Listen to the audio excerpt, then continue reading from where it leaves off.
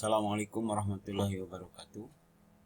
Selamat bertemu kembali dengan pelajaran pendidikan seni rupa. Pada kesempatan ini Bapak akan menjelaskan tentang materi selanjutnya yang kemarin PDF-nya sudah di-sharekan ke classroom-nya masing-masing.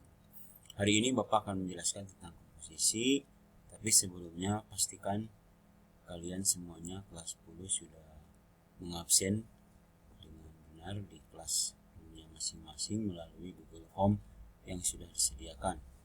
Insya Allah namanya sudah sesuai dengan urutan kelasnya masing-masing, sesuai data yang saya terima dari bagian administrasi di sekolah. Para siswa semuanya, hari ini sekali lagi kita akan menjelaskan tentang apa yang dimaksud dengan komposisi dalam kaidah seni rupa. Komposisi itu sebetulnya diartikan sebagai bagaimana kita, intinya adalah menyusun benda-benda pada sebuah ruang kosong atau bidang kosong sehingga terbentuk sebuah keadaan yang enak dilihat. Jadi komposisi itu intinya sekali lagi asas, kalau dalam konteksnya adalah asas perakitan atau penghubungan atau penggabungan atau pemaduan atau tata susun, tata letak yang saling berkaitan dengan penciptaan atau visualisasi dari sebuah gagasan. Itu intinya dari sebuah komposisi. Mari kita perhatikan pada slide berikutnya. Komposisi itu memiliki kaidah-kaidah yang harus diperhatikan. Di antaranya dalam satu komposisi itu harus ada kesatuan. Jadi antara objek-objek yang disusun atau yang ditata letakkan oleh kita itu harus saling ada kesatuannya, jadi saling berhubungan, berkaitan satu sama lain. Kemudian ada keselarasannya. Jadi intinya keselarasan itu adalah dari kesatuan sehingga enak dilihat. Jadi ada harmoni yang enak pada mata kita itu. Kemudian yang ketiga yang harus diperhatikan juga dalam sebuah komposisi itu adalah keseimbangan. Keseimbangan ini bukan berarti ditimbang harus sama berat, tidak. Keseimbangan ini harus berarti bahwa satu ruang itu harus kita isi dengan memperhatikan ruang itu sebesar apa, kemudian benda yang akan ditempatkan oleh kita pada ruang itu sebesar apa. Jadi bukan berarti nanti di sini harus 1 kilo, di kanan 1 kilo, tidak. Tapi harus menempatkan keseimbangan itu dalam keseimbangan komposisi dalam seseorang melihat satu bentuk gambar pada sebuah ruang kosong. Jadi jangan sampai di sudut terlalu kecil, misalnya di tengah terlalu besar. Nah itu jangan sampai seperti itu. Yang keempat ada kesepadanan. Kesepadanan ini adalah satu bentuk kesatuan dari benda-benda yang saling berkaitan. Sepadan itu bisa diartikan juga kesetaraannya. Jadi jangan sampai tidak saling berkaitan antara komposisi-komposisi dari benda-benda yang kita susun. Yang kelima yang harus diperhatikan itu irama. Irama bukan berarti dalam artian bunyi, bukan. Tapi irama nanti dalam artian harus ada misalkan tinggi rendahnya, kemudian warna dari monokromatik menuju ke kontras atau monokromatik dari tua ke muda. Itu terjadi irama. Jadi irama yang dimaksud dalam komposisi ini bukan berkaitan dengan musik. Nah, yang keenam itu ada penekanan. Penekanan dalam satu komposisi itu artinya adalah inti dari satu bentuk yang akan ditampilkan sebagai titik fokus seseorang dalam melihat sebuah gambar atau sebuah karya seni rupa. Nah, mari kita lanjutkan. Yang dimaksud dengan kesatuan merupakan salah satu prinsip dari tata rupa yang sangat penting. Tidak adanya kesatuan dalam sebuah karya rupa akan membuat karya tersebut terlihat cerai-berai. Seperti itulah ya.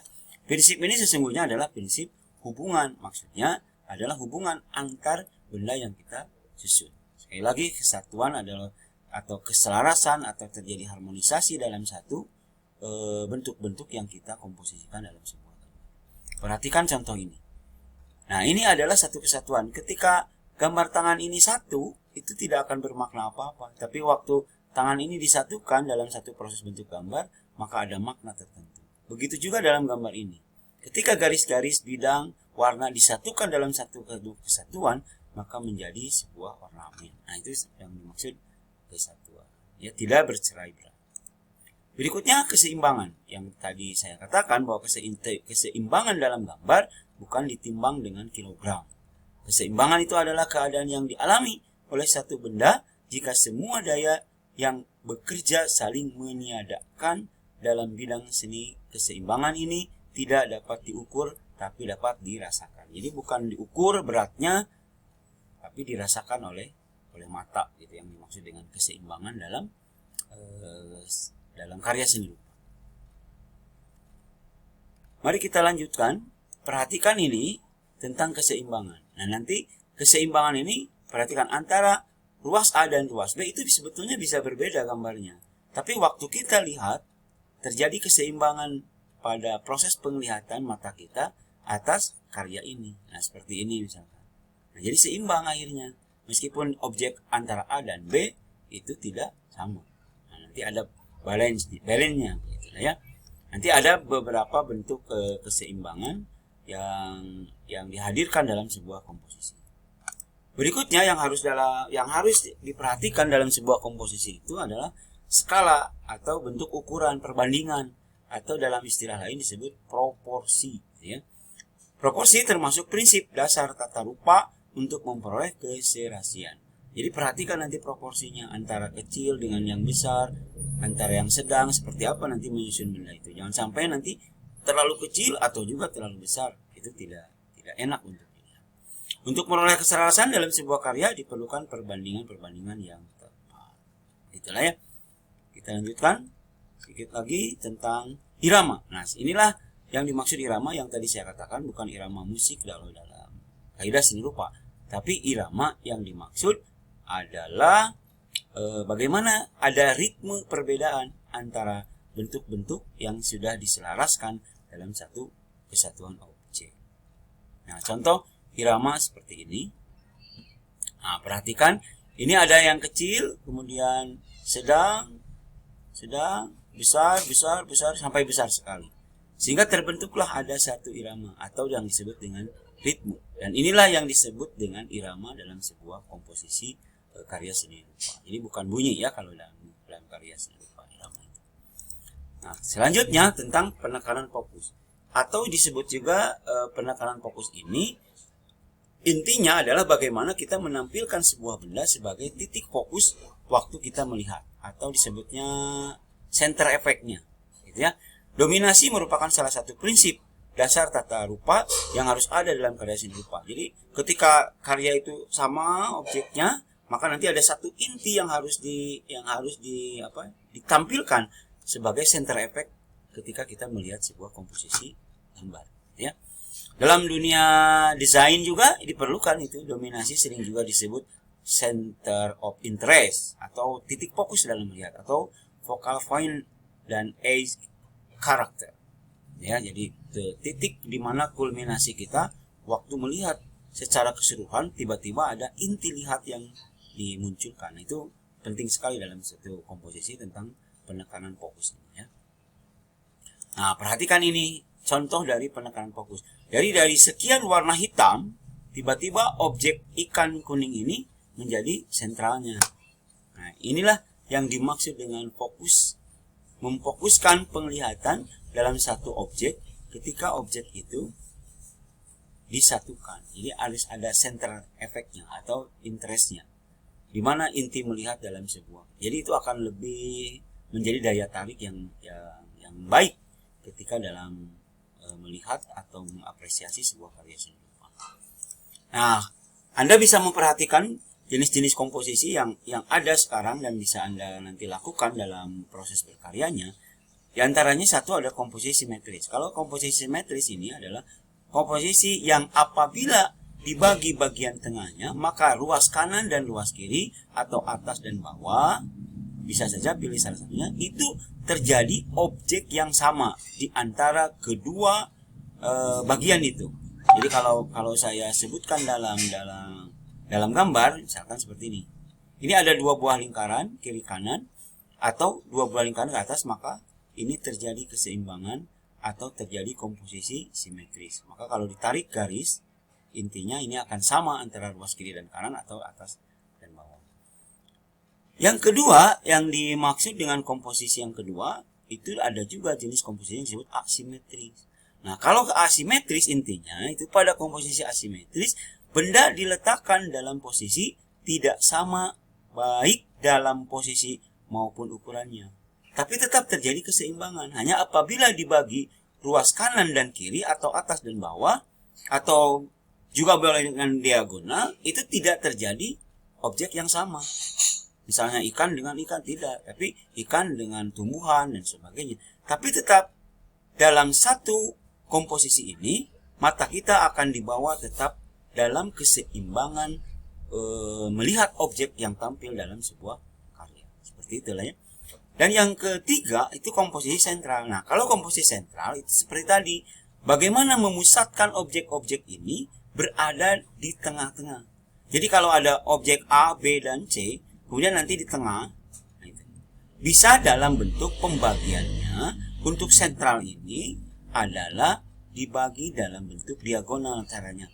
Apakah nanti kalau kita bagi diagonal, mata kita dibuat melihat secara fokus tidak ke tengah-tengah. Nah, inilah yang disebut komposisi sentral. Komposisi sentral itu yang menempatkan objek pokok berada di tengah-tengah. Kemudian nanti mata kita dibawa secara tidak langsung untuk melihat kepada objek yang berada di tengah.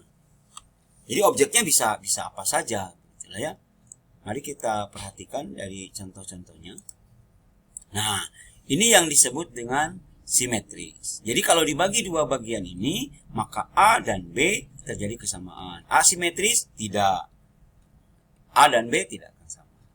Kemudian sentral, perhatikanlah objek-objek yang disentralkan seperti ini. Misalnya, terjadi objek sentral. Ininya bisa tidak sama, tapi fokus kita melihat ke tengah. Seperti ini juga sama. Ya, ada sentral efeknya. Nah, inilah beberapa contoh tentang komposisi dalam sebuah karya seni rupa.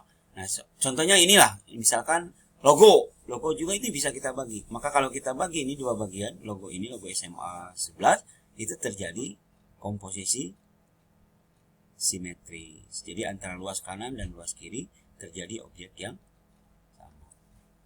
Nah, baiklah anak-anak semuanya, itulah mungkin penjelasan singkat tentang komposisi. Mudah-mudahan bisa dipahami. Jadi jenisnya ada 3, ada komposisi simetris, asimetris, dan sentral. Maka objek-objeknya bisa berlainan, bisa berbeda, tetapi tetap dalam komposisi yang seimbang. Komposisi yang baik itu adalah komposisi yang seimbang, yang bukan berarti tiap objek gambarnya harus sama. Tidak. Boleh berbeda, tapi dalam artian keseimbangan dilihat dan dirasakan oleh mata kita dalam melihat sebuah objek gambar. Demikiannya yang bisa Bapak sampaikan untuk materi komposisi ini. Mudah-mudahan nanti bisa dicobakan atau dilatihkan dalam bentuk gambar bagaimana mengkomposisikan sebuah benda agar terjadi keseimbangan dalam objek yang kita gambar pada karya-karya seni rupa yang kita buat. Terima kasih atas perhatiannya, mudah-mudahan tetap bersemangat dan jangan lupa sekali lagi mengisi absennya di Google Form sebagai bentuk apresiasi kamu atau sebagai bentuk kehadiran kamu di pembelajaran pendidikan seni rupa yang saya berikan di setiap pertemuannya secara online atau daring. Terima kasih sekali lagi, mudah-mudahan sehat semuanya, tetap semangat belajarnya. Wassalamualaikum warahmatullahi wabarakatuh.